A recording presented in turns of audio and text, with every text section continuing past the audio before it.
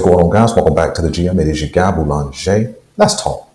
We're in this thing today, Thursday, right around 10 a.m. And you guys know what we're talking about. We're talking about the Baltimore Ravens closing out the last practice of the week, where Lamar Jackson was in full throttle once again. We have seen Jackson put together a couple of great days this week, which means he is gearing up, getting ready to go for the season.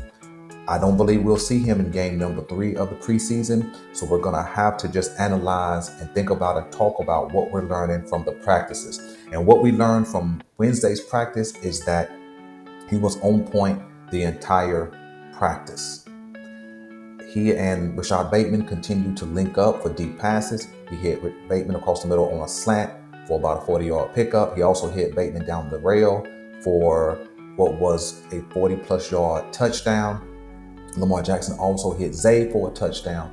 He also hit Tez Walker in the back of the end zone on a fade route for a touchdown. He also threw some darts to Mark Andrews, and the report is that he was on point all day long. Now, what does this say about Lamar Jackson? Nothing other than he's ready to go. I believe that Lamar Jackson is going to repeat some very similar statistics that he had last season. I think it may get in the way of some of Derrick Henry's rushing yards, but I think that's going to have to be okay. I think we're going to be in some games this year just simply because of our level of competition, as we have one of the most difficult schedules in the entire NFL. I think there's going to be some shootouts. And what we're learning as of right now is that Lamar Jackson and the crew should be ready. Let me talk about Rashad Bateman for a little bit. You see, because Rashad Bateman is a guy, about 3 or 4 videos ago, I said he would become Lamar Jackson's #1 target at the wide receiver position. It doesn't mean he's going to get most of the receptions. It just means he's going to lead the team in yards. That's what I believe this year. What you've seen and heard time and time again in this training camp is that Lamar and Bateman are hooking up deep. And we've seen a measure of that last season. I think that, as this is Rashad Bateman's second straight off season being able to train and build rapport versus rehab. As such, it was his first 3 seasons. You're now seeing a different level. Rashad Bateman tapped in at 750 yards last season. I believe that he will, barring any kind of unforeseen events, I believe he will touch the 1,100 yards mark this season. That's what I believe. If all things are equal, that's what I think Rashad Bateman does this season. I think he surpasses or eclipses Zay Flowers' numbers from last season.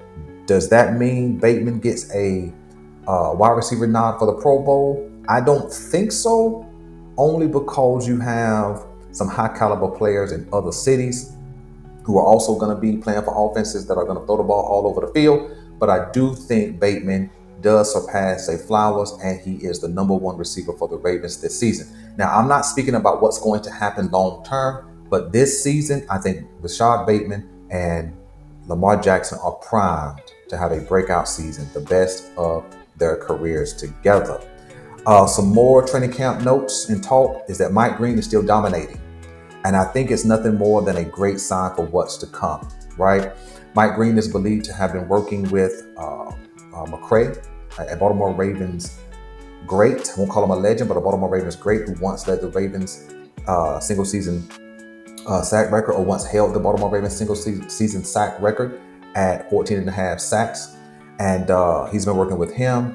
Chuck Smith seems like he has his fingerprints on what Mike Green is doing. Not that Mike Green didn't come with a bag of tricks already, but he definitely seems to be homing his skills. I think this kid is going to have a big time season. I won't put out predictions for stats just yet, but I think he's going to have something to say about what happens in the AFC North and in the AFC. So shout out to Mike Green for continuing to put on a dominant performance. Who else? Mark Andrews, like I mentioned earlier, is still having a good offseason. I think he's primed to go back to being the #1 tight end in Baltimore. That has been certainly the case since the Isaiah Likely injury happened. I think they were going to share the receptions, but I think Mark Andrews is definitely surged ahead at this point. And so I think that he's on tap for a breakout season. Let me see who else from training camp. Nobody else really. No, nobody else really. But I will say something. I don't know if you guys have noticed this, but since Nate Wiggins got into the fight last week, he been getting lit up in practice. When you read the reports of who's going deep and who's making catches and who's making plays, there's a lot of situations where Nate Wiggins is in coverage. Now, it hasn't been that long since we were talking about Nate Wiggins traveling with the other team's #1 wide receiver. But since that time, since that conversation I had, he has absolutely been getting lit up by the people he's covering. So I'm gonna need Nate Wiggins to tighten it up. Maybe that just speaks to the elite nature of this Baltimore Ravens passing game, but that's more of a ... remains to be seen. So listen, guys, I'm out of here.